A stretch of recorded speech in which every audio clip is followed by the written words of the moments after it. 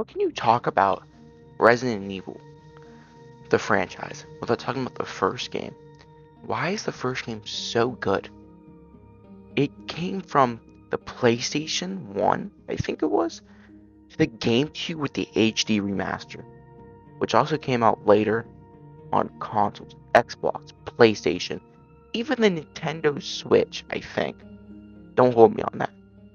The game is so good. And the quality, the arena, just I don't know.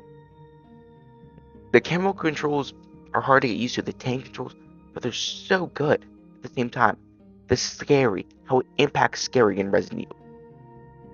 Resident Evil 7 was scary. The most scariest in my opinion. But this just qualifies how scary.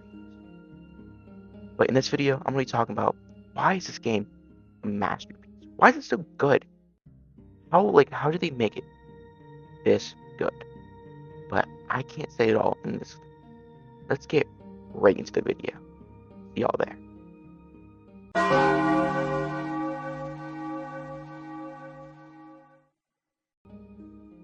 Let's talk about the weapons in the game.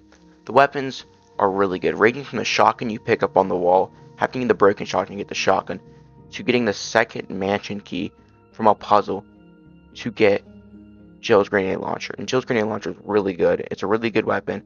Honestly, it kind of carries most of the game. I used the riot shotgun you get from saving Richard, but to add that in this video, my fault.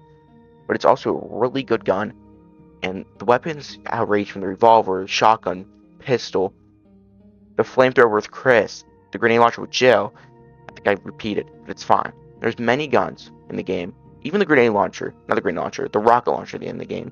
When you use it against the Tyrant, when you fight Wesker. The puzzles, getting the wind crest from doing the bug puzzle to get the revolver is an amazing part of the game, and how they symbolized it was so good. Really good game. I really recommend playing this game. It's beautiful. Beautiful. And watching all this on screen, you're probably watching people getting all these weapons and stuff.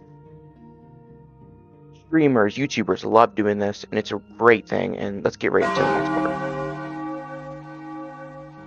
How can you not talk about Resident Evil without talking about the bosses?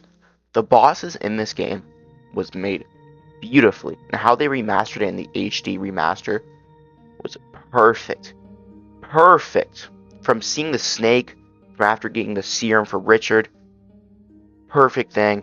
From fighting the snake back in the library, having to get the crest to unlock the door upstairs where the dogs are, or the dog. It's a perfect part of the game, how the snake breaking through the window. You're freaking out, you have to run downstairs on the ladder. You're trying not to die, you're trying to kill him because the last time you saved the spider downstairs, where you would get the flamethrower with Chris, or you would go down there with Jill. You both go down there in both games. Having to fight the spider was a really good thing. Like, it was. And how can I not talk about bosses without talking about the Tyrant? The Tyrant. Showing all the Resident Evil series was the Tyrant, the T-Virus. The T-Virus. Umbrella made this with Wesker. Perfect. How they represented this with the cutscene in the beginning of the game, showing how ominous and mysterious this creature is, and how you go down in the lab and you see Wesker betray you. How cool they did this was fantastic. It was perfect to the bare minimum. They could have done it way better. They couldn't have done it. This was a perfect game. And they introduced the Tyrant, as you can see on screen. Like, look at this. Wesker getting stabbed in the stomach. And then how big, ominous this creature is, and how the main character, is wondering, how am I gonna beat this? What are you gonna use? It's perfect, perfect to the bare. Oh, I don't know. It was just perfect.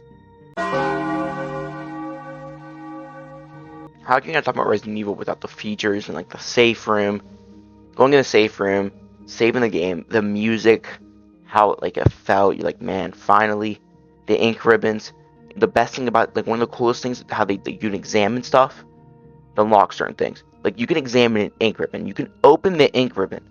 How they did that was perfect. How they just made the game. Resident Evil as a series has always been examine stuff, get the key, replace the key, open a certain door, get the dog whistle, get the dog chain, get the key out there. Resident Evil was just, as a franchise, was perfect how they did everything. And how can I not talk about the safe room without the gasoline? You can burn zombies, make sure to turn into Crimson Heads, where are stronger zombies that chase you, they sprint. And then the tank controls. Oh, Resident Evil 1, the first thing you think of is probably tank controls. When I mean by tank controls, is where certain areas you go, the camera puts in a certain angle.